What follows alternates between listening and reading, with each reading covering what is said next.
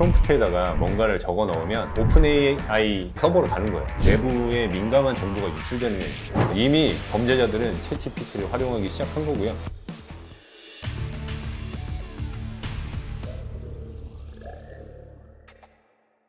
안녕하세요. 보안뉴스의 권준 편집국장입니다. 안녕하세요. SW의 곽형주입니다. 최근에 네. 챗 GP 열풍이잖아요. 네네. 이거를 둘러싼 여러 가지 이제 보안 이슈들도 많은 것 같아요. 네네. 그래서 저희가 지난달에 사실 세계보안 엑스포 때도 이 챗 GP를 악용해서 디지털 네. 도어록을 해킹한다든가 살펴봤는데 네. 첫 번째로 챗 GP를 악용해서 좀 네. 어떤 보안 위협들이 있고 네.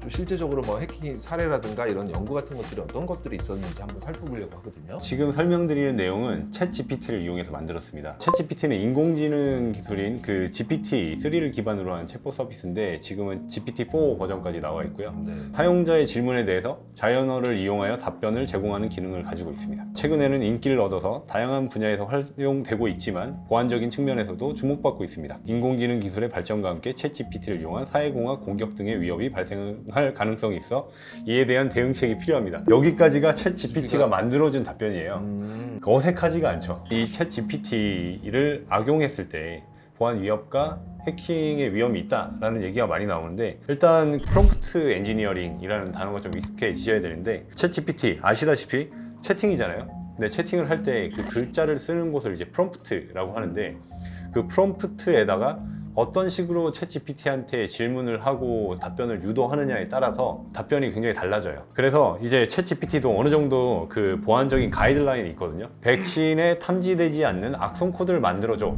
라고 하면은 챗GPT는 만들어주지 않습니다. 우회적으로 돌려서 무슨 기능을 만들어줘. 이게 다이렉트한 요청이 아니라 우회적으로 요청을 하면 들어준다. 뭐 이런 걸 이제 또 프롬프트 엔지니어링이라고 해요. 원하는 답변을 끌어내 줄 수 있게 프롬프트에다가 글을 적는 그런 기술을 프롬프트 엔지니어링이라고 하는데 미국 같은 데서는 이미 잡 포지션으로 나왔습니다.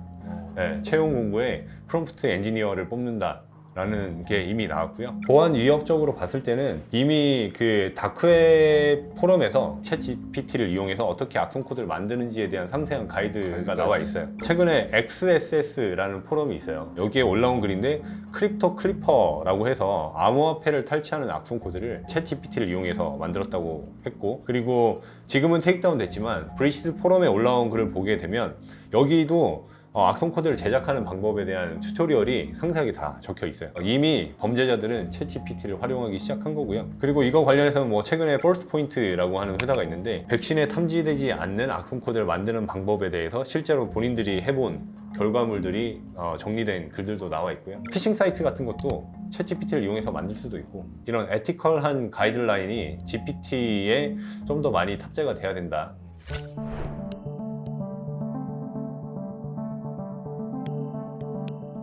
이제는 그 챗GPT를 업무에 활용하는 기업들이 되게 많아졌어요. 네, 그렇죠. 혹시 이제 챗GPT 업무에 활용하면서 네. 이런 실수라든가 네. 아니면 뭐 문제가 될 소지들도 꽤 있을 것 같거든요. 일단 기업은 가장 신경 쓰고 있는 부분이 내부에 민감한 정보가 유출되는 부분이거든요. 프롬프트에다가 뭔가를 적어 넣으면 이게 결국 그 오픈 AI라는 그 회사에 거기 서버로 가는 거예요. 근데 이게 워낙 편리하고 그 위험성 자체를 잘 모르다 보니까 거기에다가 회사 내부에 민감한 정보를 올려놓고 이걸로 뭐 보고서를 작성해줘. 그러면 이게 학습 데이터로 나중에 이용되는 거예요. 그래서 나중에 뭔가 이제 프롬프트 엔지니어링을 통해서 다른 회사의 기밀을 뭐 빼내도록 우회적인 질문을 한다던가, 이제 경쟁사가 그 회사의 뭐 내부 정보를 알아낼 수도 있는 거고, 정부기관은 더 조심해야 되는 거죠. 개인정보나 이런 것들이 많을 테니까 그런 유출의 위험성이 좀 존재하고요. 그러게요. 네. 제일 크겠네요. 네, 그렇죠. 네, 네. 그리고 이제 챗GPT의 특성을 이해해야 되는데 팩트를 엄청나게 정확하게 전달해 준다기보다 그냥 그럴싸하게 만들어주는 답변들을 많이 해주거든요.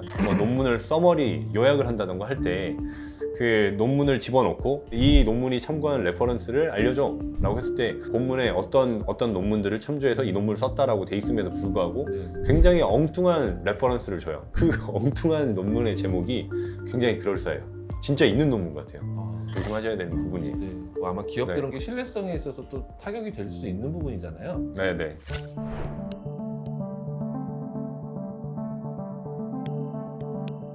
저희가 이제 보안 담당자다 보니까 네. 아무래도 보안 업무에서 이제 호일성을 활용하자. 네네. 이런 것들은 어떤 식으로 봐야 될까요? 보안 업계에서 지금 챗GPT를 도입하고 있는 경우를 보게 되면 지금은 제품 매뉴얼 같은 거 학습시켜가지고 그걸 이제 챗봇으로 활용하는 거예요. 그러니까 고객 대응용으로 활용을 많이 하고 있는 거고요. 모 회사 같은 경우에는 쿼리문 작성 같은 거 챗GPT가 정확하게 그 매뉴얼을 학습한 다음에 그 쿼리를 대신 작성해 주는 거죠. 저 같은 경우에는 악성 코드를 탐지할 때 사용하는 룰 중에 야라룰이라는 것도 있고, 그 다음에 네트워크상의 이상한 이런 행위들을 탐지하기 위해 사용하는 스노트 룰 이런 것들이 있는데, 그런 것들을 짜게 만들어 봤어요. 단순 룰까지는 잘 만들어져요. 이제 조금 더 복잡한 룰을 짜게 만들면은 잘 안 돼요. 제가 프롬프트 엔지니어링이 아직 좀 잘 안 돼서 그럴 수도 있는데 기술적인 디테일까지 들어가기에는 아직 좀 무리가 있는 상태인 것 같고요. 이게 보안업계의 특성상 정보의 그 신뢰도나 정확도가 중요한 서비스잖아요. 내부적인 보안을 위해서 뭔가 차단한다던가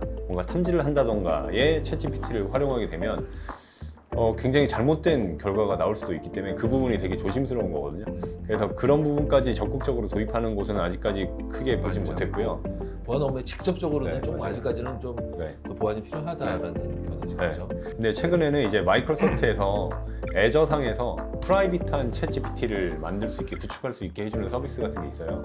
그래서 아마 회사들이 그런 인프라를 이용해서 내부의 정보와 기존의 챗GPT가 가지고 있는 좋은 장점을 서로 융합시켜서 사용하는 시도도 하게 될 것 같아요.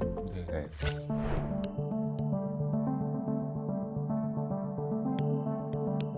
종합적으로 한번 박 기사님의 견해를 한번 좀 정리를 한번 아, 해주시면. 이제 지금 챗GPT의 위협이나 공격적인 부분에 좀 많이 집중이 돼 있고 이슈화가 돼 있는데, 그 반면에 이제 보안 대응적인 부분, 방어적인 부분에서도 이런 것들에 어떻게 대응할 수 있는 것인가 고민을 많이 해야 될 것 같고요. AI도 그렇고 지금 챗GPT도 그렇지만 그 적합한 업권이 있어요. 네, 그 적합한 업권이 보안이냐라는 거는 조금 더 공부를 많이 해봐야 되지 않을까 싶습니다. 네. 네. 기사님 오늘 너무 좋은 시간 감사드립니다. 저는 감사합니다. 이상 다큐 인사이드 마치도록 하겠습니다. 감사합니다. 감사합니다.